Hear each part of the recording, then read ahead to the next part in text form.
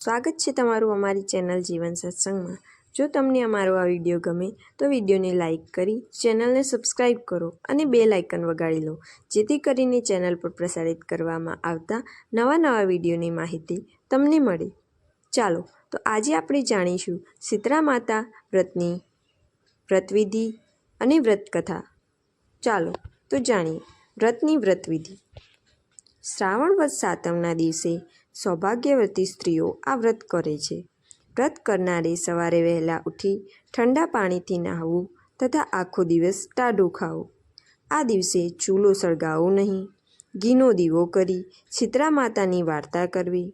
આ વ્રત કરવાથી ધન ધાન્ય, સંતાન અને સૌભાગ્ય પ્રાપ્ત થાય છે।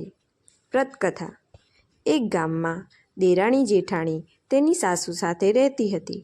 બંને વહુઓના ઘરે દેવના દીધેલા એક દીકરા હતા। મોટી વહુ ઈર્ષાળુ હતી, જ્યારે નાની વહુ ભલી ભોળી અને પ્રેમાળ હતી। એક વખત શ્રાવણ માસમાં રાધન છઠનો દિવસ આવ્યો। સાસુએ નાની વહુને રાંધવા બેસાડી। નાની વહુ મધરાત સુધી રાંધતી હતી, એટલામાં ઘોડિયામાં સૂતેલો છોકરો રડવા માંડ્યો। આથી બધું કામ પડતું મૂકીને વહુ છોકરાને લઈને જરા આડે પડખે થઈ અને થાકના લીધે જોતજોતામાં ઊંઘી ગઈ। ચૂલો સળગતો હતો। મધરાત પછી શીતળામાં ફરવા નીકળ્યા। તેઓ ફરતા ફરતા નાની વહુના ઘરે આવી પહોંચ્યા અને ચૂલામાં આળોટવા લાગ્યા। પણ આ શું? શીતળામાના શરીરે ઠંડક લાગવાના બદલે લાય લાગવા લાગી। તેઓ આખા શરીરે દાઝી ગયા।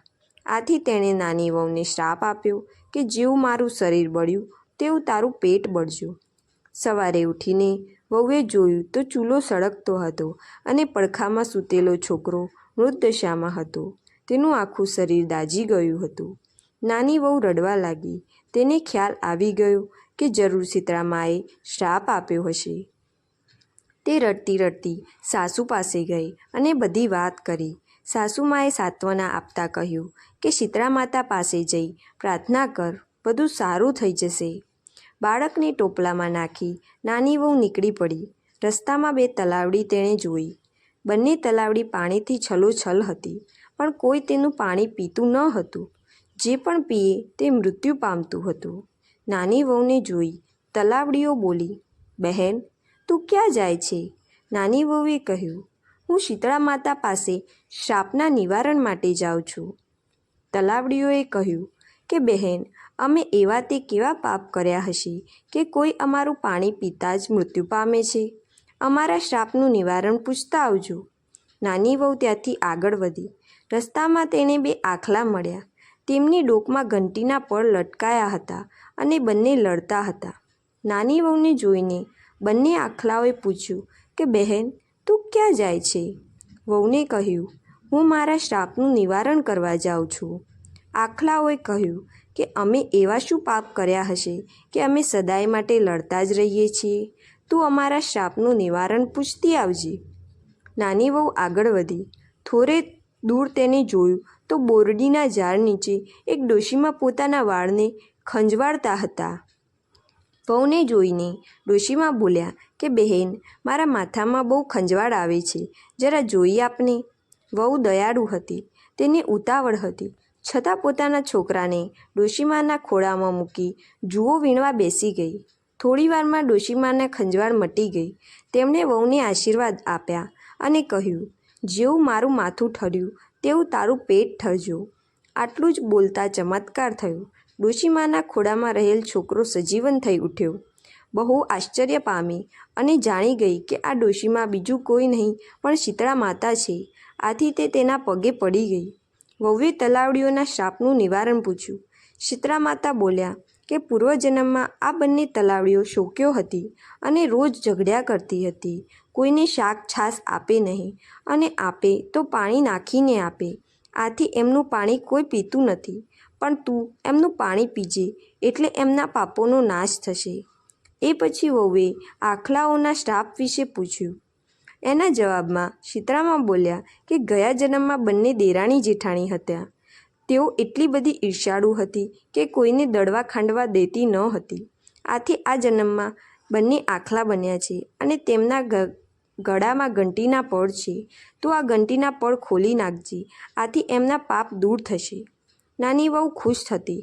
શીતળામાના આશીર્વાદ લઈ છોકરાને લઈ પાછી ફરી. રસ્તામાં તેને પેલા આખલા મળ્યા. વહુએ તેમની ડોકમાં ઘંટીના પળ છોડી નાખ્યા. તેઓ લડતા બંધ થઈ ગયા. આગળ ચાલતા તળાવડીઓ પાસે પહોંચી તેના શાપના નિવારણ માટે ખોબો ભરી પાણી પીધું. પછી બધા તેનું પાણી પીવા લાગ્યા. ઘરે આવી તેણે સાસુને બધી વાત કરી. તેણી જેઠાણીને તેની ઈર્ષા થઈ. બીજા શ્રાવણ માસમાં રાધણ છઠ આવી ત્યારે જેઠાણીને થયું કે હું પણ દેરાણી જેવું કરું, આથી મને શીતળા માતા દર્શન આપે. તે રાત્રે ચૂલો સળગતો રાખી સૂઈ ગઈ. મધરાત થતાં શીતળામાં ફરતા ફરતા મોટી વહુના ઘરે આવ્યા અને ચૂલામાં આળોટવા લાગ્યા. આથી તેમનું શરીર દાઝી ગયું. તેમણે શાપ આપ્યો કે જેવું મારું શરીર બળ્યું તેવું તારું પેટ બળજો. સવારે ઉઠીને જેઠાણીએ જોયું તો ગોળિયામાં છોકરો મૃત્યુ હતો. આ બનાવમાં દુઃખી થઈ જવાના બદલે જેઠાણી ઉલટાની ખુશ થઈ. તેણે પણ દેરાણીના જેમ છોકરાને ટોપલામાં લઈ ચાલી નીકળી. રસ્તામાં તલાવડીઓએ પૂછ્યું કે બહેન ક્યાં જાય છે? જેઠાણીએ મોં મચકાવતા કહ્યું કે તમારે શું પંચાયત?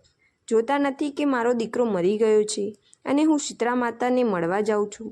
તલાવડીઓએ કહ્યું કે બહેન અમારું એક કામ કરતી આવજે ને. પણ જેઠાણી તો તરત જ ના પાડી દીધી. આગળ તેને 2 આખલા મળ્યા તો જેઠાણીએ આખલાઓને પણ તેનું કામ કરવાની ના પાડી દીધી. આગળ જતાં ઝાડ નીચે ડોશીમા સ્વરૂપે શીતળા માતા માથું ખંજવાળતા બેઠા હતા. તેણે આ જેઠાણી માથું જોઈ આપને.